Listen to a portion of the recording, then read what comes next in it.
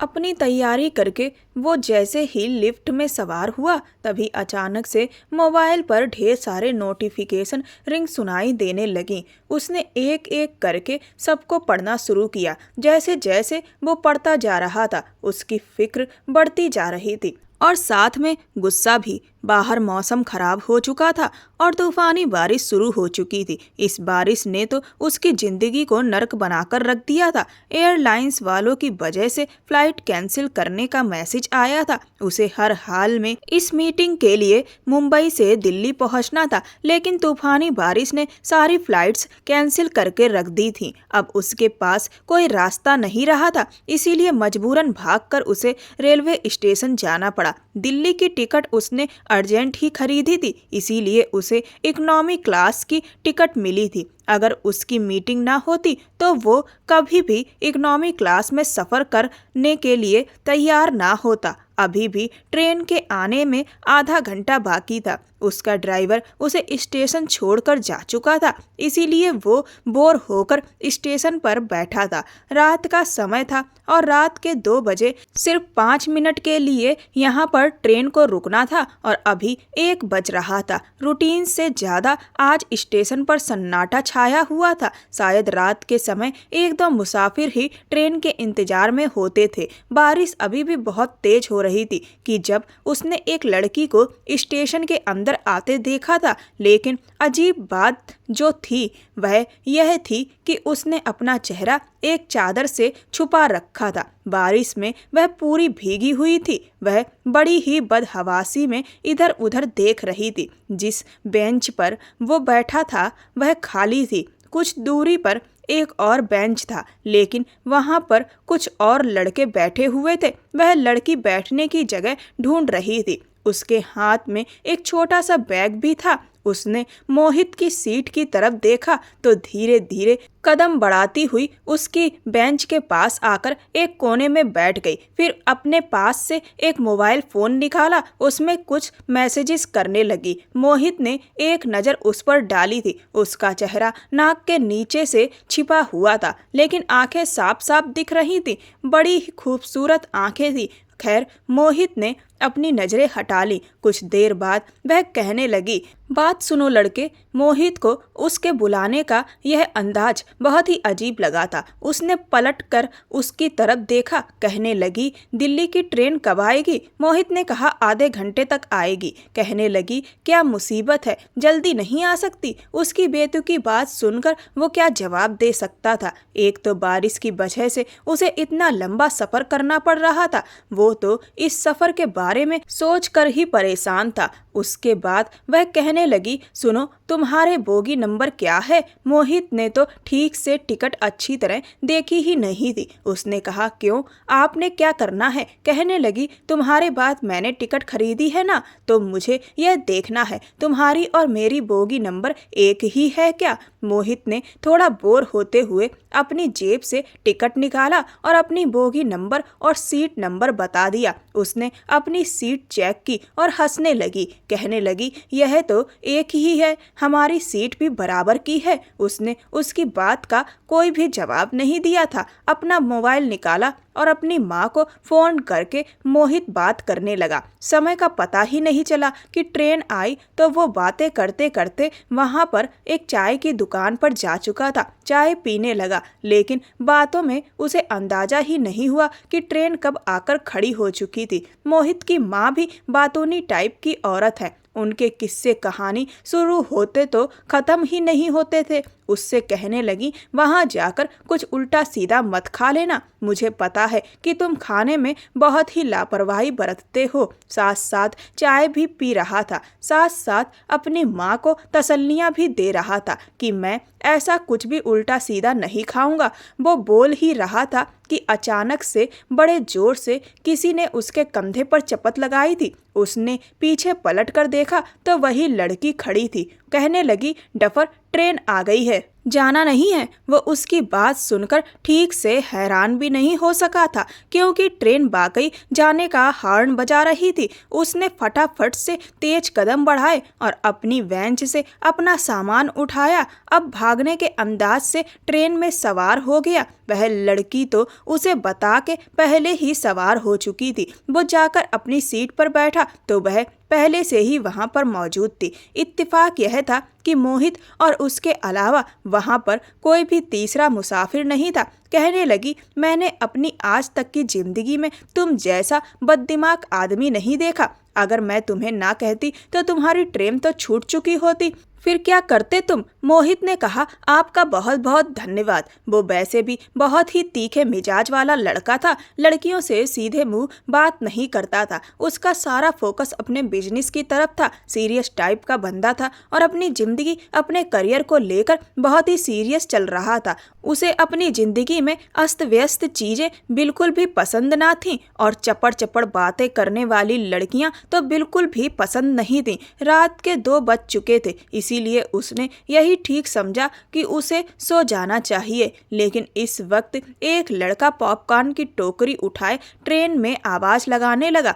यह मोहित का पहला ऐसा सफर था जो वो इकोनॉमी क्लास में कर रहा था। उसने अपनी जिंदगी में ट्रेन के सफर बहुत कम किए थे। ज्यादातर तो वो प्लेन का सफर ही करता था। जैसे ही वह नौजवान सा लड़का वहां से गुजरा, वह लड़की उसे पुकारने लगी, कहने लगी, ओ भाई जरा रुकना। वह फौरन से रुक गया। उसने उस लड़के से पॉपकॉर्न लिए, फिर पर्स में पैसे देखने लगी। काफी देर पर्स देखने के बाद जब उसे पैसे नहीं मिले तो मोहित से कहने लगी, बात सुनो, तुम्हारे पास 500 के नोट का खुला है? मोहित ने ना में सिर हिला दिया। कहने लगी, अच्छा ऐसा करो, 50 का नोट निकाल कर दे दो इसे। जब आगे पहुंचेंगे मैं तुम्हारे 50 रुपए तुम्हें वापस लौटा दूंगी। पता नहीं वह लड़की कैसे किसी अजनबी से इतनी फ्रेंडली हो सकती थी। उसने अपनी जेब से पर्स निकाला और 50 का नोट उस लड़की को पकड़ा दिया। उसने पॉपकॉर्न वाले लड़के को पैसे दिए, उससे पॉपकॉर्न लेकर खाने लगी। फिर एक पॉपकॉर्न उसकी तरफ भी बढ़ा दिया। कहने लगी, खा लो। लेकिन मोहित ने ना में सिर हिला दिया। उसने कहा, नहीं, मुझे इसकी जरूरत नहीं है। कहने लगी, इसकी जरूरत नहीं है? सर्दी देखी है कितनी है, और सर्दियों की बारिश में इंसान को गर्मा गर्म पॉपकॉर्न जरूर खाने चाहिए। मेरी दादी बताती थी। उसने कहा कि मुझे नींद आ रही है और मैं सोना चाहता हूँ। कहने लगी, तो मैंने तुम्हें कब रोका है? सो जाओ। लेकिन तुम्हें देखकर पता नहीं क्यों यह लगता है कि जैसे पक्के मजनू हो। सच बताओ, क्या किसी लड़की से धोखा खाकर आए हो ना? उसकी इस तरह की बातों पर अब मोहित को गुस्सा आने लगा था। उसने कहा, आप अपने काम से काम रख सकती हैं। जब से बैठी हैं बोले जा रही हैं। मैंने आपसे पूछा कि आप अकेली सफर क्यों कर रही हैं। उसके सख्त शब्दों पर वह कुछ गड़बड़ा सी गई थी। कहने लगी, मत बताओ, मिर्ची क्यों चबा रहे हो? बंदा आराम से भी बात कर सकता है।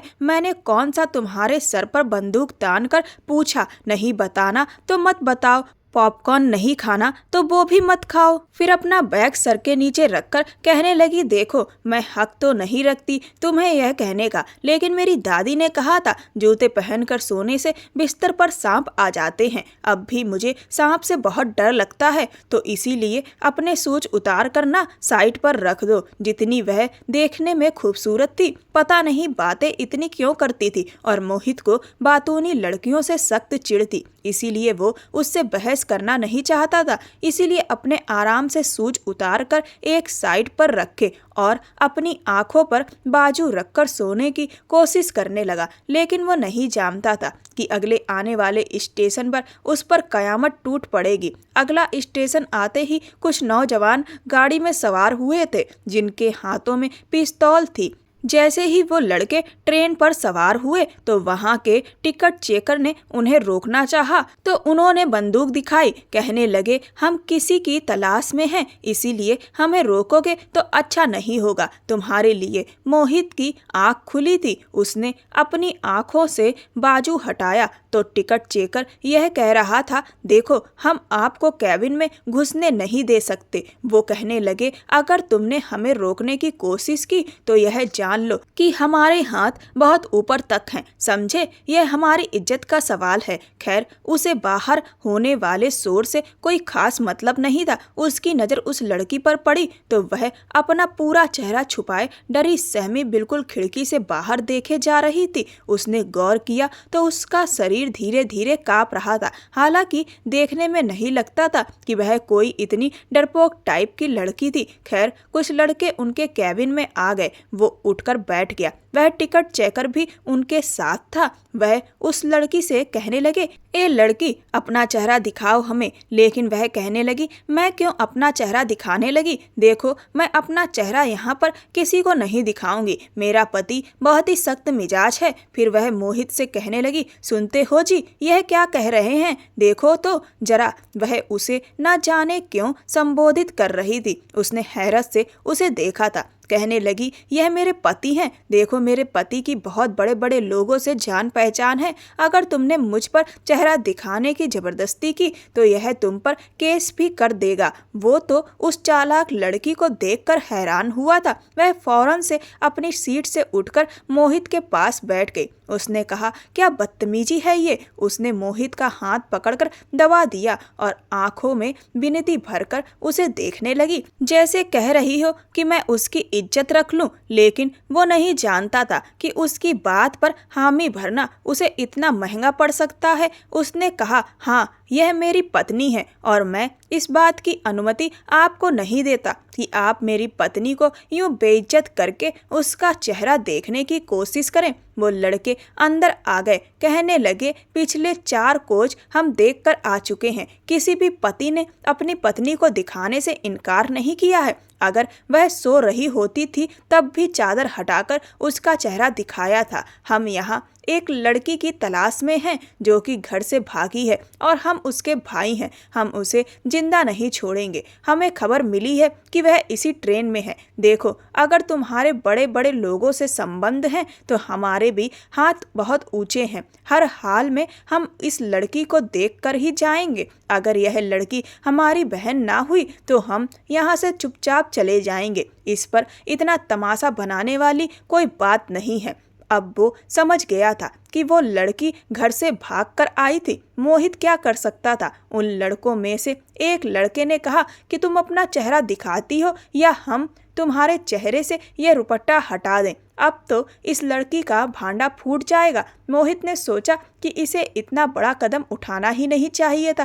खैर, उस लड़की ने डरते डरते अपना रुपट्टा अपने चेहरे से हटाया था। उसका चेहरा देखते ही वह लड़के गुस्से में आ गए और उसके सर पर पिस्तौल तान दी। कहने लगे, क्या सोचा था तुमने? तुम हमारी आंखों में धूल झोंक कर भाग जाओगी? उस लड़की ने मोहित का हाथ पकड़ लिया। कहने लगी, भाई, मैं इससे शादी कर चुकी हूँ। यह मेरा पति है। यह सुनना था कि मोहित के होशो हवास उड़कर रह गए थे। उसने कहा, नहीं नहीं, मैंने ऐसा कुछ नहीं किया। यह बात सुनकर वो कहने लगी, क्यों घबरा रहे हो? जो कुछ होना था वह हो चुका है। हम शादी कर चुके हैं। अब कुछ भी नहीं हो सकता। तुम डरो मत। उसने उस लड़की को गुस्से से देखा। मोहित ने कहा, क्यों झूठ बोल रही हो? कहने लगी, डरो मत, मैं सब संभाल लूंगी। फिर अपने भाई के पास जाकर खड़ी हो गई। कहने लगी, मैंने इस लड़के से शादी कर ली है। आप जो कुछ मेरे साथ करना चाहते हैं कर सकते हो। वो लड़के उस लड़की के साथ साथ उसे भी अपने साथ घसीट कर ले गए। वो बार बार कहता रहा कि मैंने इससे कोई शादी नहीं की है, यह झूठ बोल रही है। लेकिन वह कहने लगे, अभी कुछ देर पहले तो तुम खुद कह रहे थे, फिर अब क्यों इस बात से मुकर रहे हो? वह उस लड़की के साथ साथ उसे भी अपने साथ ले गए। उस लड़की के 4 भाई थे। उसके चाचा और ताया भी थे। सारा खानदान एक बहुत बड़े घर में रहता था। सारे ही मर्द मोहित को घेर कर वहां पर बैठ गए। वो कह कह कर उन लोगों से थक गया था कि यह लड़की झूठी है, मेरी इससे कोई भी शादी नहीं हुई है। लेकिन वह लड़की बार बार यही कहे जा रही थी कि यह आप लोगों के डर की वजह से इनकार कर रहा है। और फिर कहने लगी, आप लोगों को हमें मार के क्या मिलेगा? वैसे भी यह कोई छोटा छोटा मोटा मामूली सा आदमी थोड़ी है, अच्छा खासा बिजनेसमैन है। देखो इसके कपड़े, देखो क्या कोई गरीब लगता है। उस समय मोहित ने पैंट कोट पहन रखा था, टाई भी लगा रखी थी, क्योंकि उसे तो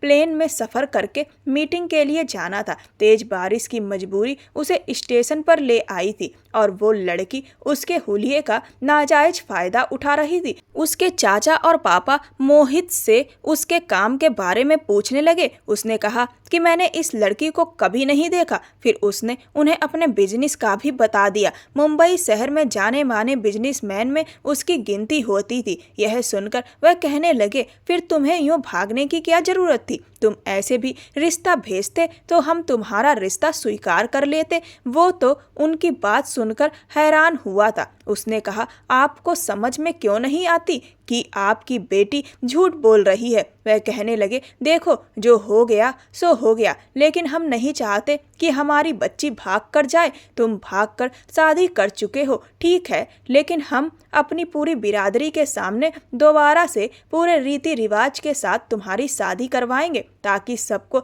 यह पता चल सके कि जो कुछ भी हुआ है हमारी रजामंदी से हुआ है। क्योंकि अंजलि और तुम्हारी शादी की खबर अभी किसी के पास नहीं पहुंची है। मोहित के ना कहने पर भी उसकी शादी अगले दिन ही अंजलि से कर दी गई थी। उन्हें अपनी बेटी की बात पर भरोसा था, लेकिन उसकी बात पर नहीं। वो लोग कुछ बदमाश टाइप के थे। उसे घर से निकलने ही नहीं दिया, एक कमरे में बंद करके रख दिया। आपने तो यह सुना होगा कि लड़कियों के साथ जबरदस्ती की जाती है, लेकिन एक लड़का होते हुए वो बेबस हो चुका था। उन्होंने मोहित की माँ को भी बुला लिया था, जो हक्का बक्का उसे देखे जा रही थी। कहने लगी, मोहित, यह कौन सी मीटिंग थी तुम्हारी? अगर तुमने लड़की पसंद कर ली थी तो मुझसे बात करते शर्म नहीं आई तुम्हें किसी की बच्ची को घर से भगाते हुए? उसने कहा, माँ आप भी मुझे ऐसा समझती हैं? कहने लगी, सब कुछ सामने है और क्या समझूं मैं तुम्हें? उसने चुप रहने में ही भलाई समझी। उस लड़की के नाटक में उसका 2 मिनट का साथ देना मोहित को बहुत महंगा पड़ गया था। शादी के बाद मोहित को उस लड़की को विदा करके अपने घर भी लाना पड़ा। पूरे रास्ते उसने उस लड़की से कोई बात नहीं की थी, क्योंकि उसकी माँ भी गाड़ी में मौजूद थी। यह सोचा था कि कमरे में ले जाकर उसकी अच्छे से खैर खबर लूंगा। यह क्या खेल खेला है उसने उसके साथ, यह क्या तमाशा बनाया है। लेकिन जैसे ही वो कमरे में दाखिल हुआ, वो लड़की हंस रही थी। कहने लगी, शुक्र है सब कुछ ठीक हो गया, वरना मुझे तो लगा था मेरे घर वाले मुझे जान से ही मार डालेंगे। फिर कहने लगी, तुम तो बहुत दौलतमंद थे, इसीलिए मेरे घर वालों ने कुछ नहीं कहा। मोहित ने कहा, तुम्हारा दिमाग तो ठीक है, यह क्या खेल खेला है तुमने मेरे साथ? वह कहने लगी, मेरी मजबूरी थी। असल में मैं किसी लड़के से मोहब्बत करती हूँ, लेकिन प्रॉब्लम यह थी कि वह अमीर नहीं है। मैं जानती थी मेरे घर वाले कभी भी मेरी शादी उससे नहीं करेंगे। फिर कहने लगी कि मैं उसकी खातिर ही घर से भाग आई थी, लेकिन वह स्टेशन पर आया ही नहीं था। इससे पहले कि स्टेशन पर पहुंचता ट्रेन आ चुकी थी, इसीलिए मुझे ट्रेन में चढ़ना पड़ा। फिर उसका मैसेज आया कि वह मुझे दिल्ली में ही मिलेगा, लेकिन उससे पहले मेरे भाई मुझ तक पहुंच गए। मेरे पास और कोई रास्ता नहीं था, इसीलिए मैंने तुम्हारे साथ ही यह नाटक किया था, क्योंकि तुम्हारे हुलिये से लगता था कि तुम कोई बहुत ही अमीर आदमी हो। मेरे पास इस वक्त कोई और चारा नहीं था, इसीलिए सोचा कि अगर मैं तुम्हारी पत्नी बनने का नाटक करूंगी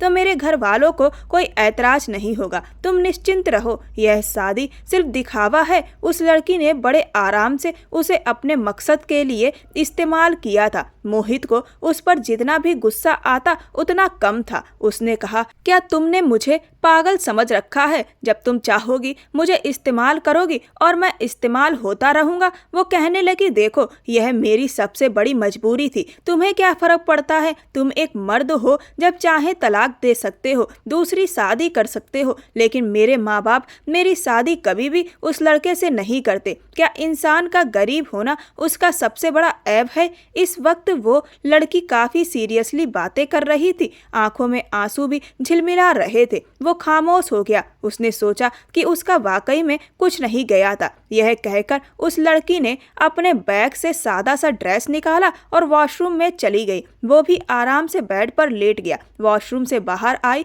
तो वह सादे से कपड़ों में सोफे पर जाकर लेट गई। कुछ दिन यूं ही गुजर गए थे। फिर मोहित ने उससे कहा कि कहाँ है तुम्हारा आशिक, तो कहने लगी कि उसके पापा बहुत ही सख्त हैं और उन्हें भी शक हो गया है कि वह मुझसे मोहब्बत करता है। फिर कहने लगी असल में मेरे भाई गुंडे हैं ना, तो हर कोई डरता है उनसे, इसीलिए उसके पापा ने उन पर सख्ती की है। अभी वह मुझसे शादी नहीं कर सकता, लेकिन तुम देखना एक दिन उसके पापा की सख्ती खत्म होगी तो तुम मुझे तलाक दे देना और फिर वह लड़का मुझसे शादी कर लेगा। तुम्हारी भी जान छूट जाएगी और मैं भी अपने अपूर्व के पास चली जाऊंगी। यह बात वह बड़ी ही खुश होकर बता रही थी। अब वो अक्सर अपूर्व की बातें करने लगी थी कि वह लड़का बहुत अच्छा है, उसके साथ यूनिवर्सिटी में पढ़ता था, लेकिन अभी उसकी जॉब नहीं लगी है, अपनी जॉब के चक्कर में भागदौड़ कर रहा है। एक बार मोहित ने उससे कहा कि तुम्हारी शादी मुझसे हो चुकी है,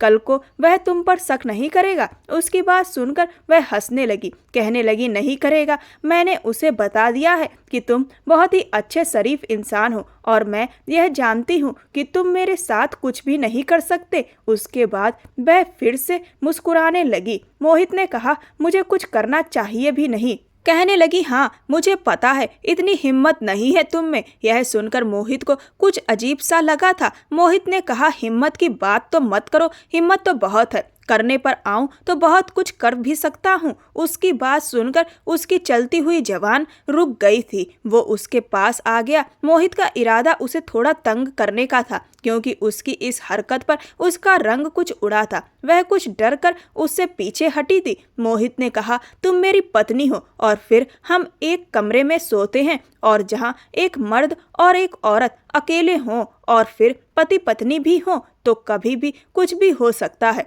उसकी बात सुनकर कहने लगी खबरदार जो तुमने ऐसा वैसा कुछ भी किया। मोहित ने कहा मुझे कौन रोक सकता है। ये कहकर वो उसके चेहरे की उड़ी हुई हवाइयां देख रहा था। अपनी हंसी भी रोकने की कोशिश कर रहा था। वह जो खुद को अब तक उस पर बहादुर साबित कर रही थी, उसके कुछ शब्दों पर ही बेहद घबरा गई थी। कुछ देर तक वो उसके चेहरे को देखता रहा। वह बेहद हसीन थी। फिर उसने जल्दी ही अपनी नजरें हटा ली और हंसने लगा। उसके यूं बेतहासा हंसी पर वह उसे हैरत से देखने लगी। उसने कहा मजाक कर रहा था तुमसे। मैं कभी भी एक ऐसी लड़की से कोई भी रिश्ता नहीं बना सकता जिसके दिल में कोई और हो, इसीलिए बेफिक्र रहो। उसकी बात सुनकर उसकी सांस बाहर हुई थी। वह कहने लगी आगे से ऐसा मजाक मत करना, मैं कभी भी किसी और के लिए नहीं सोच सकती, बहुत मोहब्बत करती हूँ अपूर्व से। मोहित ने कहा हाँ मैं समझ सकता हूँ, जिसके खातिर तुम घर छोड़ सकती हो उसके लिए तुम कुछ भी कर सकती हो। उस लड़की ने मोहित से 1 महीने का समय मांगा था। उसे लगा बस 1 ही महीना है, लेकिन वो नहीं जानता था जैसे जैसे समय गुजरेगा मोहित के दिल की दुनिया बदलने लगेगी। उसका व्यवहार मोहित की माँ के साथ बहुत दोस्ताना था। दोनों ही बातूनी टाइप की थी। मोहित की माँ उसके आने पर बहुत खुश थी। उसके साथ भी वह बड़ी बेतुकी बातें करती रहती थी। एक बार वो कमरे में आया तो वो चिप्स खा रही थी। जमीन पर चॉकलेट के रैपर भी पड़े हुए थे। कमरे का हुलिया भी कुछ बिगड़ा हुआ था और वह टीवी पर मूवी देख रही थी। मोहित ने कहा यह सब क्या है, तुम्हें तमीज है? ऐसे रहते हैं कमरे में? कुत्ता भी अपनी जगह पर बैठे तो उस जगह को साफ करके बैठता है। उसकी बात सुनकर वह हंसने लगी, कहने लगी मैं जानवर नहीं हूँ और वैसे भी मुझे ऐसे लोग बिल्कुल पसंद नहीं है जो कि किसी मशीन की तरह से जिंदगी गुजारे, घड़ी की सुई के अनुसार सांस लें। कभी कभी जीवन में अस्त व्यस्तता होना भी अच्छा लगता है। तुम्हें तो जिंदगी गुजारने का ढंग ही नहीं है। मोहित ने कहा जमीन पर खाने पीने की चीजें फेंकना, कमरे का हुलिया बिगाड़ना, क्या यह ढंग है जिंदगी जीने का? वह कहने लगी कभी तुमने अपनी जिंदगी पर गौर किया है? तुम्हारी जिंदगी में कोई जान ही नहीं है। बस सीधा साधा ऑफिस जाते हो, ऑफिस से घर आते हो, हर चीज तुम्हें परफेक्ट मिल जाती है और तुम इसी में खुश हो। कभी एक दिन मेरे साथ मेरे तरीके से जिंदगी गुजार कर देखो, तुम्हें पता चलेगा जिंदगी क्या होती है। वो उसकी बातें सुनकर हैरान हो रहा था। अगले दिन संडे था। मोहित ने कहा, ठीक है, कल का दिन मैं तुम्हारे साथ गुजार कर देख लेता हूँ, मुझे भी तो पता चले कि तुम्हारे नजरिए में जिंदगी क्या है। उसकी बात सुनकर वह बेहद खुश हुई थी। कहने लगी, कल का दिन तुम्हें अपनी जिंदगी का यादगार दिन लगेगा।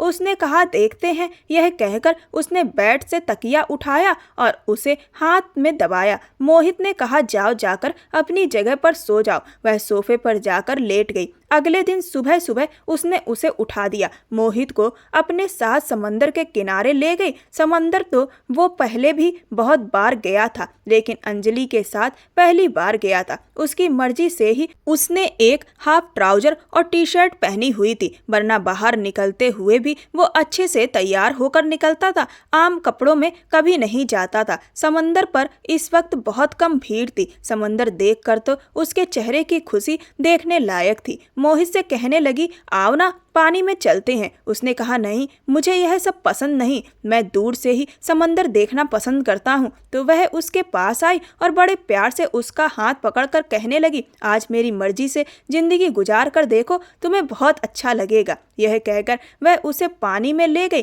पानी जब घुटनों से कुछ ऊपर पहुंचा तो मोहित ने उसका हाथ पकड़कर रोक दिया। उसने कहा, अंजलि, बस यहीं तक ठीक है, इससे आगे जाना मैं नहीं चाहता था, क्योंकि मुझे गहरे पानी से कुछ डर महसूस होता था। अब वो एक मर्द था तो इस बात का इजहार तो कर नहीं सकता था। वह कहने लगी, इसके बाद ही तो समंदर में जाने का मजा आता है। आओ ना, मैं हूँ तुम्हारे साथ, कुछ नहीं होगा, तुम्हें इतना डरने की जरूरत नहीं है। उसकी बात सुनकर मोहित को हैरत हुई थी। उसकी हालत को वह कैसे समझ गई थी। मोहित ने कहा, मैं डरता नहीं। कहने लगी, मैं जानती हूँ, तुम्हारे चेहरे पर साफ लिखा है कि तुम्हें पानी से डर महसूस होता है। वह मोहित को गहरे पानी में ले गई। उसे गुस्सा उस समय बहुत आया जब उसने पानी के छींटे उस पर उड़ाए थे। बिल्कुल बचकाना हरकतें थीं उसकी। मोहित ने कहा, यह क्या बदतमीजी कर रही हो। वो कहने लगी, लाइफ एंजॉय करो। वो बार बार उस पर पानी फेंक रही थी।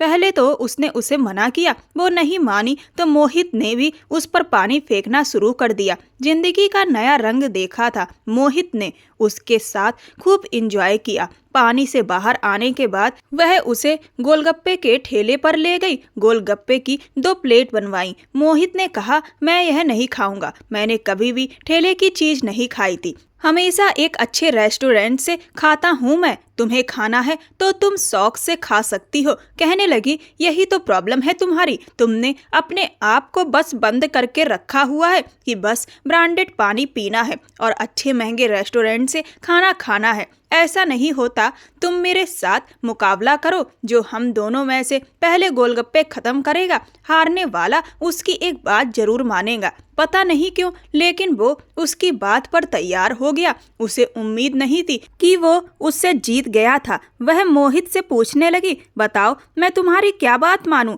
मोहित ने कहा, अभी नहीं, समय आने पर बताऊंगा। रात तक उसने पूरा समय अंजलि के साथ ही गुजारा था। एक आम से होटल में खाना खाया था जो बहुत ही मजे का था। पानी स्टील के ग्लास में पिया। यह जो बड़े बड़े रेस्टोरेंट होते हैं ना, यह भी खाना ऐसे ही बनाते हैं, बस अच्छी प्लेटों में हमारे सामने पेश कर देते हैं, तो हमें लगता है कि सफाई का ख्याल रखा गया है। लेकिन अगर तुम उनके किचन में जाकर देखो तो इस ढाबे वाले से भी ज्यादा गंदे होते हैं। उसने मोहित को जिंदगी एक अलग नज़र से दिखाई थी। वह बहुत अच्छी थी। पहली बार उसे लगा वाकई उसने जिंदगी को जिया है, गुजारा नहीं। उसके बाद उसकी दोस्ती अंजलि से बनने लगी थी। वह उसे अच्छी लगने लगी थी। एक बार उससे कहने लगी, तुम्हें पता है, अपूर्व ने मुझे आम जिंदगी जीने का ढंग सिखाया है, वरना मैं भी बहुत डरती थी अपने भाइयों से। हमारे घर का माहौल बहुत सख्त था। फिर अपूर्व की तारीफ करने लगी, उसके बारे में बातें करने लगी। लेकिन पहली बार मोहित को उसके मुंह से अपूर्व का नाम बुरा लग रहा था। उसे उसकी बातें भी बुरी लग रही थीं। मोहित ने कहा, अंजलि, तुम मुझसे अपूर्व की बातें मत किया करो। उसके यूं कहने पर वह हैरान थी। कहने लगी, क्यों ना करूं? क्या हुआ, हम दोस्त हैं ना, तुम भी तो अपनी किसी गर्लफ्रेंड का किस्सा मुझे सुना सकते हो। मोहित ने कहा, मेरी जिंदगी में कोई लड़की नहीं है, मैंने कभी किसी लड़की को गौर से देखा ही नहीं। बस तुम अपूर्व का जिक्र मेरे सामने मत किया करो, मुझे अच्छा नहीं लगता। वह कहने लगी, क्यों क्यों अच्छा नहीं लगता? उसके इस सवाल पर वो उसकी आंखों में देखने लगा। उससे कह नहीं सकता था कि उसे अपूर्व से जलन सी महसूस होने लगी है। उसने कहा, छोड़ो इस बात को, तुम यह बताओ कि अगर तुम्हारी जिंदगी में अपूर्व ना आता और मेरा रिश्ता तुम्हारे लिए आता तो तुम क्या करती? वो जानना चाहता था। वह उसके बारे में क्या सोचती है, वो उसे कैसा लगता है। पता नहीं क्यों यह तमन्ना उसके दिल में जगी थी, लेकिन उसकी बात पर वह उसे गौर से देखने लगी। उस वक्त तो वो उसके साथ बैठी भुट्टा खा रही थी। कुछ देर के लिए वह उसे बड़े ही प्यार से देखने लगी। कहने लगी, अच्छे खासे हो तुम, अगर मेरी जिंदगी में अपूर्व ना आता तो तुम मुझे पसंद आ जाते। Not a bad choice. उसके जवाब ने तो मोहित के दिल को एकदम सुकून दिया था। वो नहीं जानता था वो क्यों खुश हुआ था, लेकिन वो बहुत खुश था। उसके लिए यह दिन एक यादगार दिन बन चुका था। मोहित का दिल किसी और लय पर धड़कने लगा था। अंजलि बहुत अच्छी लगने लगी थी उसे। एक बार वो अपने स्टडी रूम में रात को काम में बिजी था। जब उसे कमरे से अंजलि के चिल्लाने की आवाज आई, वो फौरन से स्टडी रूम से बाहर आया और अपने कमरे में तेजी से कदम बढ़ाकर पहुंचा था। जैसे ही उसने दरवाजा खोला और अंदर अंजलि बहुत ज्यादा घबराई हुई थी। वो एकदम भागकर मोहित के सीने से लग गई। कहने लगी, मोहित, कमरे में छिपकली है और मुझे छिपकली से बहुत डर लगता है। सामने देखो, छत पर है। जिसे देखकर ही शायद वह चिल्लाई थी। उसने ऊपर छत की तरफ देखा तो छिपकली चिपकी हुई थी। उसके यूं अचानक से मोहित के सीने से लग जाने से मोहित के अंदर तो जैसे उधम ही मच गया था। उसका दिल जोर जोर से धड़क रहा था और अंजलि के दिल की धड़कनें वो अपने अंदर सुन रहा था। ना चाहते हुए भी उसने उसे अपने गले से लगा लिया था। मोहित ने कहा, तुम मेरे साथ हो, तुम्हें डरने की जरूरत नहीं है, मैं हूं ना। वह कह रही थी, मुझे बहुत डर लग रहा है। एकदम ही कमरे की लाइट भी बंद हो गई थी, बल्कि पूरे इलाके की ही लाइट जा चुकी थी। जनरेटर भी खराब था। वैसे भी मौसम सर्द था। वो उसको अपने साथ लगाए बेड तक ले आया। वह कहने लगी, लाइट क्यों चली गई? जनरेटर क्यों नहीं चल रहा? उसे अंधेरे से भी डर लगता है। मोहित ने कहा, जनरेटर खराब है, कल ही मुझे नौकर ने बताया था मौसम सर्द है, इसीलिए मैंने इस बात पर ज्यादा ध्यान नहीं दिया था। लेकिन मुझे नहीं मालूम था कि आज ही लाइट भी चली जाएगी। वो कहने लगी, छिपकली मुझ पर गिर तो नहीं जाएगी ना? मोहित ने कहा, कुछ नहीं होता, मैं हूं ना। उसने मोबाइल की लाइट ऑन कर दी थी। छिपकली सोफे के बिल्कुल ऊपर छत पर चिपकी हुई थी और अंजलि उसके सटी हुई थी। उसका तो जी चाह रहा था कि समय यूं ही थम जाए। अंदर से दिल का शोर उसका चैन छीन रहा था। कह रहा था, तुम्हारी पत्नी है, तुमने उससे शादी की है, तुम इस पर पूरा हक रखते हो। अपनी मोहब्बत दोगे तो भूल जाएगी अपूर्व को। लेकिन यह सोचते हुए भी वो उसके साथ कोई शरारत ना कर सका। उसने अंजलि को खुद से पीछे किया। उसे कहा कि तुम सो जाओ, मैं खिड़की खोल देता हूँ। यह छिपकली बाहर चली जाएगी। लेकिन उसने मोहित का हाथ पकड़ लिया। कहने लगी, आज सोफे पर नहीं लेटूंगी, मैं यहीं बेड पर आपके साथ लेट जाती हूँ, क्योंकि मुझे बहुत डर लग रहा है। वो भी शायद ऐसे ही मौके की तलाश में था। उसका हाथ थामकर उसके पास ही लेट गया। कमरे में हल्की सी रोशनी थी और उसमें उसकी सफेद रंगत चमक रही थी। जी चाह रहा था कि आज सारी हदों को पार कर दूं, उसे इतनी मोहब्बत दूं कि उसे सराबोर कर दूं, लेकिन कर नहीं सकता था क्योंकि उसके दिल में वो नहीं था। जब वह गहरी नींद में सो गई तो मोहित ने अपना हाथ उसके हाथ से छुड़ाया और सोफे पर जाकर लेट गया। कुछ दिन से उसकी नजरें अंजलि पर बेखुदी से उठने लगी थी। वो नहीं जानता था उसकी इन नजरों को नौकरों ने भी भांप लिया था। एक बार वो ऑफिस के लिए तैयार हो रहा था जब अंजलि गुस्से से कमरे में दाखिल हुई और उसके बराबर आकर खड़ी हो गई। कहने लगी, तुम्हें शर्म नहीं आती? तुम बुरी बुरी नजरों से मुझे देखते हो। अब तो नौकर ने भी यह बात नोट की है। कितनी बुरी बात है, मैं तुम पर कितना भरोसा करती हूँ। मैंने कहा, कैसी नजरों से देख रहा हूँ तुम्हें? बताओ मुझे क्या कहा है नौकरों ने। कहने लगी, यही कि तुम मुझे टेढ़ी आंख से देखते हो, तुम्हें घर के नौकरों का भी लिहाज नहीं है और मुझे खुलेआम मोहब्बत से निहारते रहते हो। मैंने मुन्नी को यह कहकर समझा दिया कि वह मेरा पति है तो वह मुझे कैसी भी नज़रों से देख सकता है, लेकिन उसे यह थोड़ी पता है कि हमारा रिश्ता सिर्फ दिखावे का रिश्ता है। लेकिन तुम तो जानते हो, तुम्हें अपनी हद में रहना चाहिए। उसकी बात पर मोहित उसके और भी करीब आ गया। मोहित ने कहा, गौर से देखो मुझे, मैं तुम्हें नजर लगाता हूँ। कैसे टेढ़ी आंख से देख सकता हूँ तुम्हें? तुम्हें कोई कुछ भी कहेगा और तुम उसकी बात मान लोगी? मैं तुम्हें सिर्फ दो तरह से देखता हूँ, एक बहुत इज्जत से और दूसरा मोहब्बत से। अब बताओ इसमें से बुरी नज़र कौन सी है? उसकी बात सुनकर पहली बार वह नर्वस हुई थी, फौरन से कमरे से बाहर निकल गई। वो भी मुस्कुराने लगा था, लेकिन कुछ ही दिन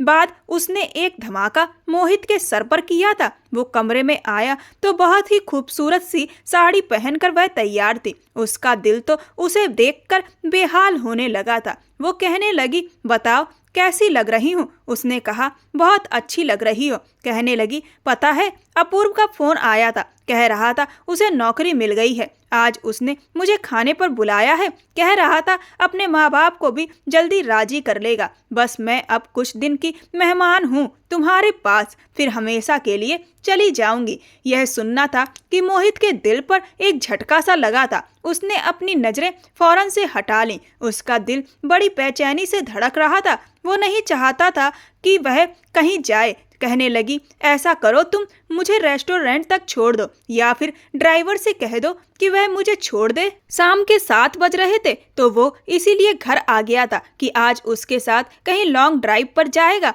लेकिन उसकी बातें सुनकर वो बुझ गया था। वो नहीं चाहता था कि वह अपूर्व के सामने जाए। पता नहीं क्यों मोहित पर बेचैनी सी छाई थी। अब वो खुद पर ज्यादा कंट्रोल नहीं कर सकता था। उसके अंदर के जज्बात कंट्रोल से बाहर हो चुके थे। उसने उसको दोनों बाजू से पकड़कर गुस्से से कहा कि कहीं नहीं जाओगी अंजलि, तुम मेरी पत्नी हो, तुम्हें इतने खूबसूरत कपड़ों में देखने का हक सिर्फ मेरा है। मैं नहीं चाहता कोई और तुम्हें देखे, तुम सिर्फ मेरे लिए हो, मैं तुम्हें कहीं जाने नहीं दूंगा। वह कहने लगी, तुम्हारा दिमाग तो ठीक है, मैं तुमसे तलाक लेना चाहती हूँ। तुम जानते हो यह सब कुछ एक नाटक था। मोहित ने कहा, मैं तुम्हें कभी भी तलाक नहीं दूंगा, समझी? भूल जाओ अपूर्व को, अपने दिल से उसे निकाल दो। वो कुछ भी बोले जा रहा था। वह हैरत से आंखें फाड़े उसे देख रही थी। उसने उसे खुद से आजाद किया। कहने लगी, पागल हो गए हो क्या? मैं तुम्हें पहले भी कह चुकी थी कि मैंने तुमसे मजबूरी में शादी की थी।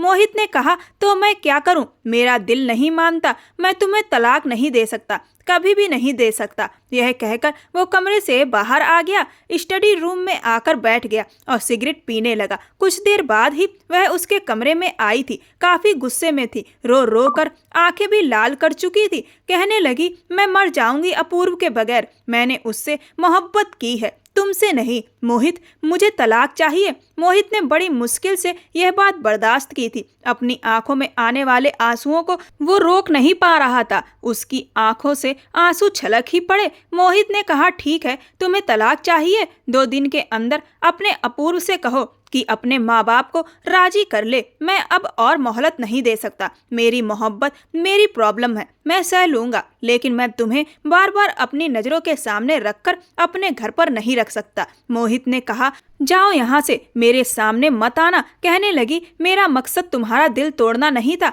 मोहित ने कहा, अंजलि जाओ यहाँ से। मुझे नहीं पता तुम्हारा क्या मकसद था, लेकिन मैं तुम्हारा मकसद को पूरा करने के लिए नहीं हूँ। एक जीता जागता इंसान हूँ, सीने में एक दिल भी रखता हूँ और जज्बात भी। आसान नहीं होता है एक मर्द के लिए अपने हक में आई हुई लड़की के साथ एक ही कमरे में बिना उसके पास आए रहना, लेकिन मैंने यह सुविधा दी है, लेकिन अब और कोई सुविधा नहीं दे सकता। या तो मेरी जिंदगी से हमेशा के लिए चली जाओ या फिर मैं तुम्हें कभी भी जाने नहीं दूंगा। 2 दिन का समय है तुम्हारे पास। मेरी बात सुनकर वह कमरे से बाहर चली गई थी। मोहित ने पूरी रात स्टडी रूम में सिगरेट पी पी कर गुजारी थी। अगली सुबह उसे बुखार हो गया था, लेकिन वो अंजलि के कमरे में नहीं गया था, गेस्ट रूम में जाकर लेट गया था। बुखार बहुत तेज था, इसीलिए वो कुछ बेहोशी की हालत में था। उसे लगा जैसे उसके माथे पर कोई पानी की पट्टियां रख रहा है।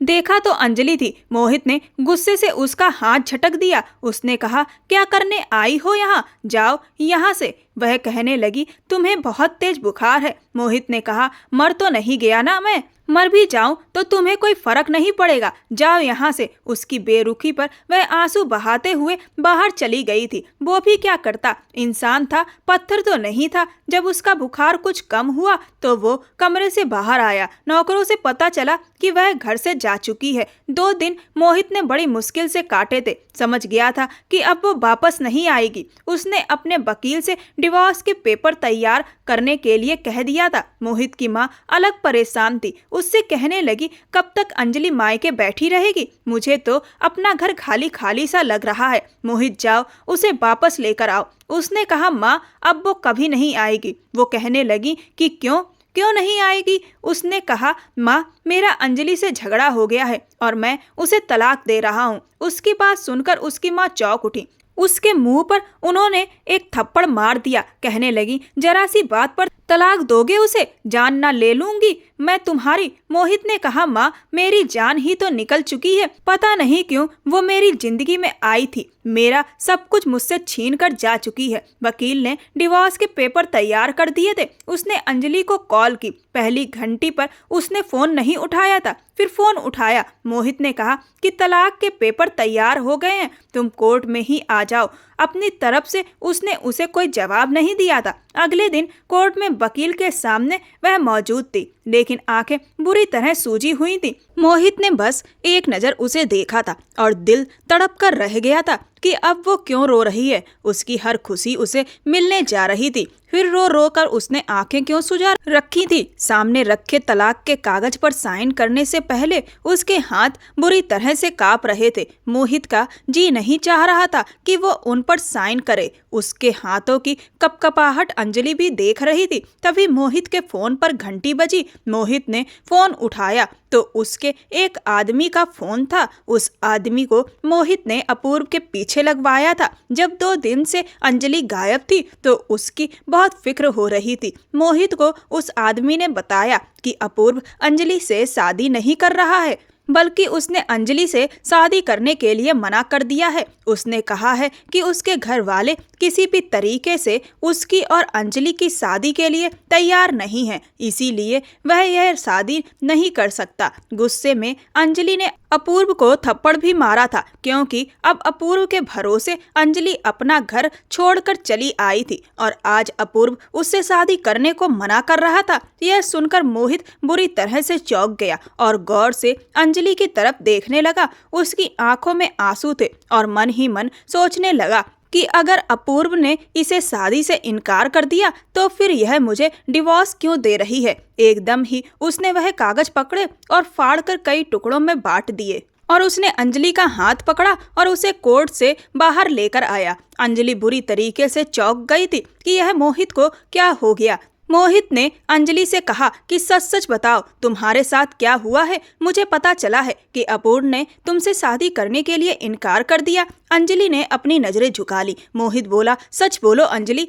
मैं जानना चाहता हूँ, अपूर्व तुमसे शादी नहीं कर रहा? अंजलि ने कहा कि हाँ, जो तुमने सुना है वह सच है, लेकिन मैं कोई कमजोर लड़की नहीं हूँ और मैं तुम पर बोझ नहीं बनना चाहती। इसीलिए मैंने सोच लिया था कि मैं वापस अपने घर जाऊंगी, फिर भले ही वह लोग मुझे जान से ही क्यों ना मार दें, और अगर उन्होंने मुझे छोड़ दिया तो मैं अपनी जिंदगी फिर से शुरू करूंगी और अपने पैरों पर खड़ी होंगी और अपने आप को इतना ऊंचा उठाऊंगी कि कोई भी मेरा फायदा उठाने से पहले कई बार सोचेगा। उसकी बातें सुनकर मोहित को उस पर बहुत गर्व महसूस हुआ। मोहित को उसका दिल टूटने का बुरा भी लगा। मोहित के दिल में अंजलि के लिए कोई भी बैर नहीं था, बल्कि वह तो इस बात से बहुत ज्यादा इम्प्रेस था कि आज के वक्त में भी कुछ लोग ऐसे हैं जो अपनी मोहब्बत को शिद्दत से निभाते हैं, और अंजलि ने अपने प्यार को निभाने के लिए अपनी जिंदगी तक दांव पर लगा दी थी, और ऐसा बहुत कम लोग कर पाते हैं। ज्यादातर लोग तो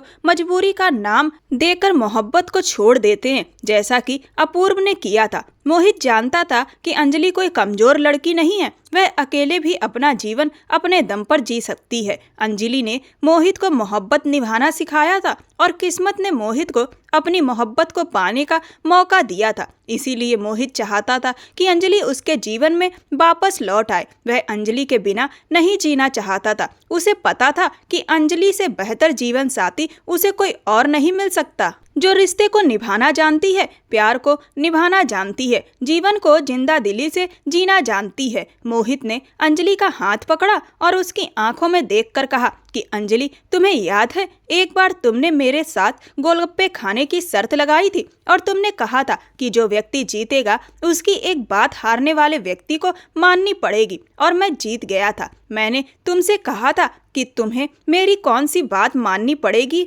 यह मैं तुम्हें वक्त आने पर बताऊंगा। तो आज मैं तुम्हें वह बात बताना चाहता हूँ और मुझे उम्मीद है कि तुम अपनी बात से मुकरोगी नहीं। अंजलि ने पहले तो गौर से मोहित को देखा। उसे यह समझ नहीं आ रहा था कि ऐसे मौके पर मोहित यह कैसी बातें कर रहा है, लेकिन उसने मोहित को हाँ कहा और फिर मोहित ने जो बात कही उसे सुनकर अंजलि सकते में आ गई। मोहित बोला कि मैं चाहता हूँ कि तुम मेरे साथ वापस चलो और देखो, तुम्हारा दिल टूटा है, तुम्हें अपनी मोहब्बत नहीं मिली, तो तुम्हें बहुत अच्छे से पता है कि दिल टूटने पर कितना दर्द होता है। तो मैं तुमसे रिक्वेस्ट करता हूँ कि प्लीज तुम मेरा दिल मत तोड़ो, तुम मेरी मोहब्बत को मत ठुकराओ। तुम चाहो तो मुझे इस दर्द और तकलीफ से बचा सकती हो, जो दर्द और तकलीफ इस वक्त तुम्हें हो रही है। और मैं तुम्हारा अच्छा दोस्त हूँ ना, मैं तुम्हें इतना प्यार दूंगा कि मुझे उम्मीद है कि तुम भी मुझसे मोहब्बत करने लगोगी। जिस रिश्ते ने तुम्हें धोखा दिया, आखिर उसके लिए आंसू बहाने का क्या फायदा। और तुमने कहा था कि हारने वाला व्यक्ति जीतने वाले व्यक्ति की बात जरूर मानेगा, तो क्या तुम मेरी बात मानोगी? मोहित की बात सुनकर वो मोहित के गले लगकर रोने लगी। कहने लगी, वापसी का सफर मोहित के लिए खुशियों से भरा सफर था, क्योंकि उसकी पत्नी उसके साथ थी। कुछ महीनों में उसे पता चला कि अपूर्व ने अपने घर वालों की मर्जी से शादी कर ली और वो अपनी जिंदगी में बहुत खुश है। और मोहित ने अंजलि को इतनी मोहब्बत दी कि आखिरकार जो दर्द अपूर्व ने दिया था वह दर्द अंजलि के दिल से मिट गया और मोहित की मोहब्बत उसके दिल पर छा गई। अंजलि भी मोहित से सच्ची मोहब्बत करने लगी थी। दोनों बहुत खुश भी थे। दोस्तों, जब सच्चा प्यार आपके दरवाजे पर दस्तक दे तो उसे कबूल कर लेना चाहिए, क्योंकि दिल से चाहने वाले लोग बहुत कम मिलते हैं और उनसे भी ज़्यादा मुश्किल से वह लोग मिलते हैं जो अपने रिश्ते को शिद्दत से निभाते हैं। सच्चा प्यार वह लोग नहीं करते जो अपने साथी को मजबूरी के नाम पर छोड़ देते हैं, बल्कि सच्चा प्यार वह लोग करते हैं जो हर परिस्थिति में अपने रिश्ते के लिए खड़े होते हैं और अपने रिश्ते के लिए लड़ते हैं। और पेरेंट्स को भी अपने बच्चों पर शादियों को लेकर दबाव नहीं बनाना चाहिए। जब पेरेंट्स अपने बच्चों को नहीं समझते, उनकी पसंद को नहीं समझते, तब कई बार बच्चे गलत कदम उठा लेते हैं। अगर पेरेंट्स अपने बच्चों को समझें और उनकी पसंद को वैल्यू दें तो कोई भी बच्चा शायद घर से भागना पसंद ना करे, क्योंकि वह ऐसा अपनी खुशी से नहीं बल्कि मजबूरी में करते हैं, क्योंकि उन्हें कोई रास्ता नजर नहीं आ रहा होता। आपको यह कहानी कैसी लगी मुझे कमेंट सेक्शन में कमेंट करके जरूर बताएं। यह कहानी पूर्णतः काल्पनिक है। ऐसी और भी रोमांचक कहानियों को सुनने के लिए मेरे चैनल के साथ बने रहें। धन्यवाद।